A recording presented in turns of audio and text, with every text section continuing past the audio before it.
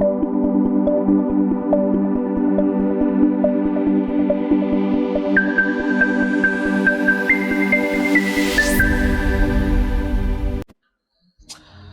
देखें अल्लाह ताला ने जिस पैशन से तौहीद को बयान किया ना यहाँ पे, और वो चीजें जो कॉमन ऑब्जर्वेशन में आती हैं उस जमाने के इंसान के लिए भी और आज के इंसान के लिए भी, वो बयान की है। जो मैंने आपको स्टार्ट में कहा था, सूरह यूनुस जो है आप समझ लें सूरह तौहीद है, इसका डोमिनेंट फैक्टर तौहीद है।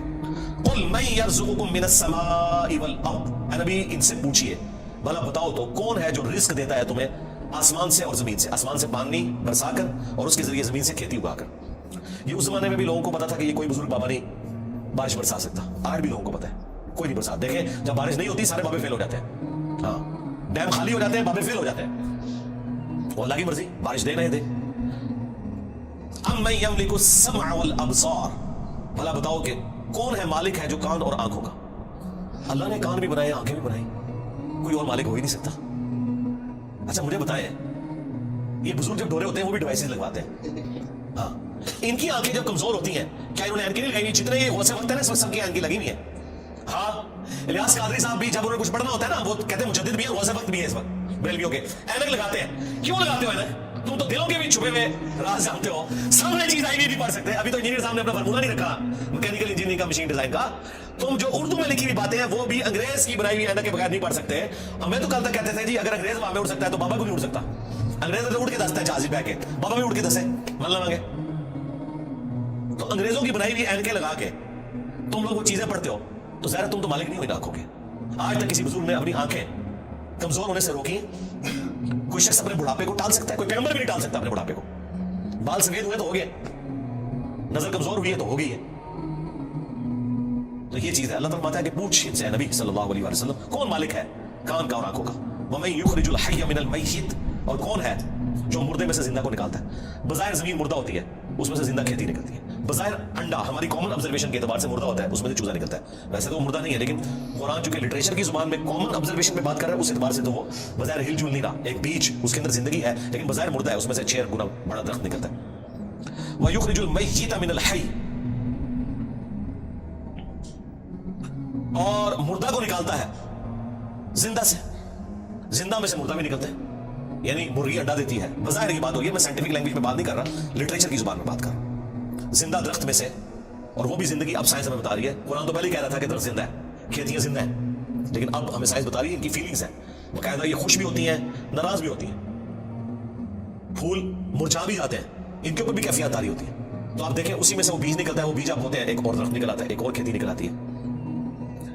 वमन युदब्बिरुल अम्र, और कौन है जो सारे कामों की तदबीर फरमाता है। जाहिर है बुजुर्गों को तो पता ही नहीं, और जिन बुजुर्गों को सूरज के साइंस के नहीं पता, वो सूरज को कैसे कंट्रोल कर सकते हैं, और सूरजों की तादाद भी नहीं पता। उन बेचारों ने यही सूरज देखा हुआ है।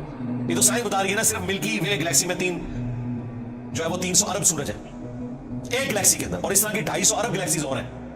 बुजुर्गों को तो पता ही नहीं था। आप लाख कहते रहे कि वो शायद शम्स तबरेज ने बोटी बोल ली थी, दादा करो कहानियां इनकी सुने। फसयक़ूलून अल्लाह, तो ये अनकरीब कहेंगे अल्लाह ही करता है। ये देखो मुशरिकीन अरब भी बुतों को साथ शरीक ठहराते हुए भी कहते थे नहीं ऐ काम नहीं बुत कर सकते, ये वड्डा ही अल्लाह करता है। और यहां कह रहे बुजुर्गों की ड्यूटियां लगी हुई हैं, अंदाजा करें।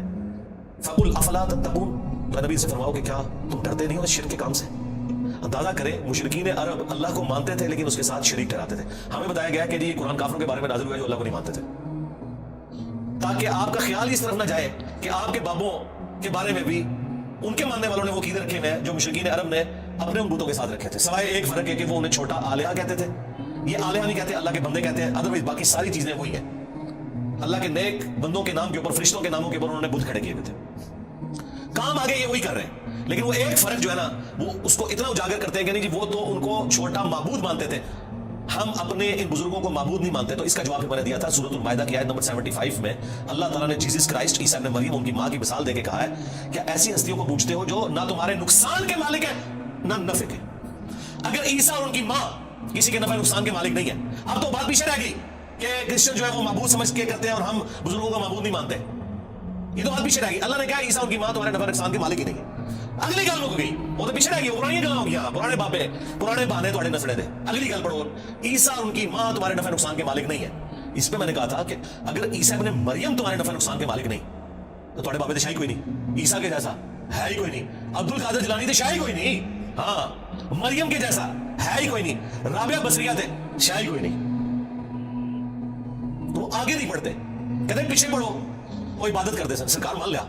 آگے پڑھو کہ عبادت کرتے تھے یا نہیں کرتے تھے. اللہ نے کہا نفع نقصان کے مالک نہیں ہے, وہ اللہ ہی ہے. اس کا مطلب یہ ہے کہ جس کو تم نفع نقصان کا مالک سمجھتے ہو, گویا تم اسے خدا مانے ہوئے ہو, بھلے تم کہتے رہو کہ ہم اللہ کا بندہ مان رہے ہیں, اللہ نہیں مانتا اس بات کو.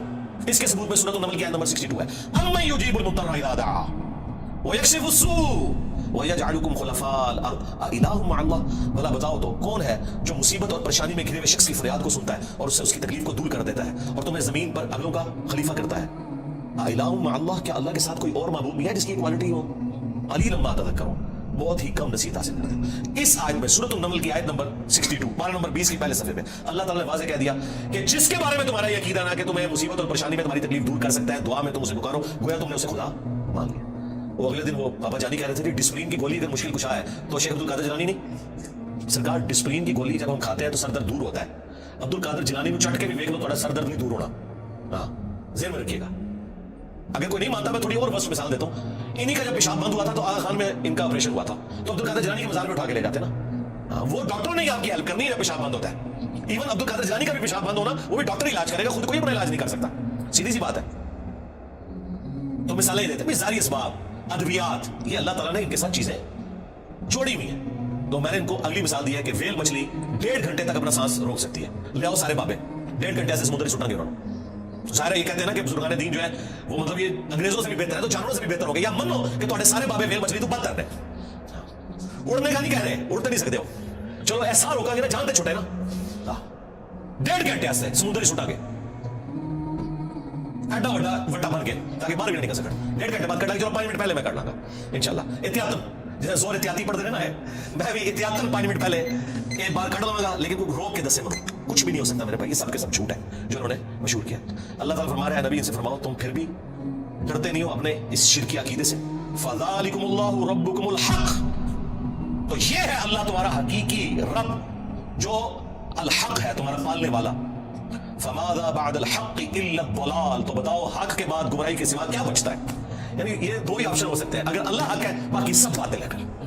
اللہ کے مقابلے پر اگر آ جائے, اس میں ان ہستیوں کا قصور نہیں ہے, ذہن میں رکھیے گا. لیکن مثال کے لیے پھر اللہ نے کہا ہے اگر اللہ ارادہ کرے کہ عیسیٰ اس کی ماں اور سب لوگوں کو ہلاک کر دے, اللہ کو کوئی پوچھ نہیں سکتا. سورۃ المائدہ آیت نمبر 17. اب کوئی اللہ کو یہ سمجھائے گا کہ اللہ عیسیٰ کا رگڑا کیوں نکالا, نعوذ باللہ, ان کی نظر میں نہیں. بھائی جب توحید اسٹیبلش کرنی ہے تو ہمارے استاد مولانا ساق صاحب کہتے تھے, اور جب توحید بیان کریں گے تو نبیوں کی گستاخی آپ ہی ہو جائے گی. یہ ہو نہیں سکتا کہ ایسی توحید بیان کریے اور گستاخی نہ ہو, کیونکہ گستاخی آپ کہہ رہے ہیں, وہ گستاخی ہے نہیں ہے, نبی نہیں سے گستاخی مانیں گے. اللہ تعالیٰ نے سورہ نساء میں فرمایا عیسیٰ ابن مریم کبھی یہ اور محسوس نہیں کریں گے, اور نہ کوئی مقرر فرشتہ کہ اسے اللہ کا بندہ کہا جائے. اور پھر اللہ نے کنکلوڈ کیا کہ اگر کوئی فرشتہ یا کوئی پیغمبر اس چیز سے شرمندگی محسوس کرے کہ وہ بندہ ہے ہمارا, ہم قیامت کے دن بلا لیں گے, پھینکیں گے جہنم کے اندر سمجھانے کے لیے. اللہ تعالیٰ تو بالکل نہ اس کا کوئی پیغمبر رشتہ دار ہے, نہ کوئی فرشتہ رشتہ دار ہے, سب کے سب اس کے بندے ہیں. ہاں, اللہ اکبر. فَأَنَّىٰ تُصْرَفُونَ, تو پھر کہاں رخ موڑ کے پھرے جا رہے ہو. كَذَلِكَ حَقَّتْ كَلِمَةُ رَبِّكَ عَلَى الَّذِينَ فَسَقُوا أَنَّهُمْ لَا يُؤْمِنُونَ, بالکل اس طریقے سے ثابت ہو چکی ہے تمہارے رب کی بات ان لوگوں کے اوپر جو سرکشی کے اوپر اترے ہوئے ہیں کہ وہ کبھی بھی ایمان نہیں لے کر آئیں گے. یعنی اللہ نے ان پہ مہر لگائی ہے بسبب اس کے کہ حق سامنے آنے کے باوجود انہوں نے حق ماننے سے انکار کیا. اللهم من احييته منا فاحيه على الاسلام ومن توفيته منا فتوفه على الايمان. سبحانك اللهم وبحمدك اشهد ان لا اله الا انت استغفرك واتوب اليك وما علينا الا البلاغ المبين. جزاكم الله خيرا.